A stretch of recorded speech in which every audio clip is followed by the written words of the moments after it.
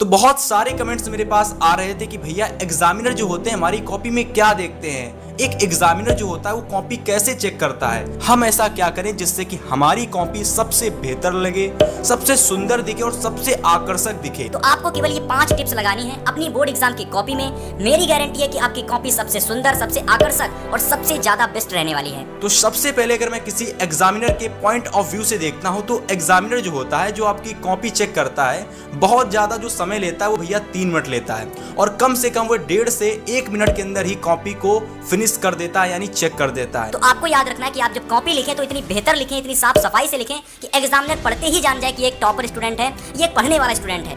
तो मेरे द्वारा बताए कि 5 तरीके आपको अप्लाई करने हैं अपनी कॉपी में। गारंटी है कि हर एक क्वेश्चंस में आपको भर भर के नंबर मिलने वाला है। तो आपको अपनी कॉपी में जो सबसे पहला काम करना है वो यही करना है कि आपकी जो कॉपी है वो सबसे ज्यादा साफ सफाई से दिखनी चाहिए। मतलब आपको अपनी कॉपी को बहुत अच्छे से लिखना है। अगर आपकी राइटिंग अच्छी नहीं है कोई बात नहीं, पर आपको साफ साफ लिख के आना है। मतलब कि जो भी आप लिखें वो आपकी कॉपी में दिखना चाहिए, समझ में आना चाहिए और एग्जामिनर को यही चाहिए होता है। तो दूसरा काम आपको अपनी कॉपी में यह करना है कि कोई भी क्वेश्चन जब आप पेपर में लिखते हो और समाप्त हो जाता है तो उसके बाद हमेशा आपको क्या करना है, तो आपको कुछ इस तरीके के ब्लैक लग्जर पेन का, मतलब ब्लैक मार्कर का आपको प्रयोग करना है अंडरलाइन करने के लिए। मतलब कोई भी प्रश्न समाप्त होता है तो जस्ट उसके नीचे आपको क्या कर देना है, आपको पटरी से अंडरलाइन कर देना है। मतलब कि वह क्वेश्चन आपका समाप्त हो चुका है और इसको करने के बाद आपको दूसरा प्रश्न अपना स्टार्ट करना है और इसी तरीके से हर एक क्वेश्चन समाप्त होने के बाद में आपको इस लग्जर मार्कर का प्रयोग करना है।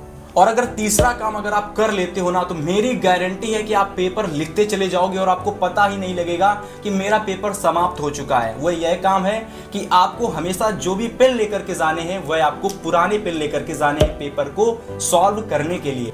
तो इसके बाद चौथा पॉइंट ऐसा पॉइंट है जिसको आप ये समझ सकते हो कि अगर आप अप्लाई करोगे ना तो आपकी कॉपी है ना पहले से ही आपकी सबसे बेस्ट दिखने लगेगी। तो चौथा काम आपको ये करना है कि अपनी कॉपी में जो भी आप आंसर लिखें आपको वही आंसर सबसे पहले करने हैं, वही क्वेश्चंस आपको सबसे पहले अटेम्प्ट करने हैं जो क्वेश्चंस आपको आते हैं। और आखिरी काम आपको यह करना है, भाई ऐसा काम है कि आप ये सोच सकते हो कि आपकी कॉपी में ये अगर आप कर देते हो तो कितने भी आपकी कॉपी में अच्छी लिखी हो, कितने भी आपने क्वेश्चन किए हो, पर अगर आप ये गलती कर देते हो ना तो आपकी कॉपी बेकार है। कारण यह है कि अगर आपने कोई भी क्वेश्चन आपने लिखा बाय मिस्टेक वो गलती हो जाती है क्वेश्चन में, तो आपको कुछ इस तरीके से उसको पूरा नीला नहीं कर देना। मतलब इस तरीके से आपको सिंपल से एक कट लगाना है, या तो आप ये कर सकते हो कि कोई क्वेश्चन गलत हो जाता है तो सिंपल उसको इस तरीके से क्रॉस कर सकते हो, बस इतना करना है और कुछ भी नहीं करना है। अगर आप बहुत ज्यादा इस तरीके से कर दोगे ना तो आपकी कॉपी बेकार लगेगी और भद्दी लगेगी। तो मेरे हिसाब से 5 तरीके अगर आप अपनी कॉपी में अप्लाई करते हो तो मेरी गारंटी है कि आपको एग्जामिनर हर एक क्वेश्चन में भर भर के नंबर यानी फुल मार्क्स देने वाला है।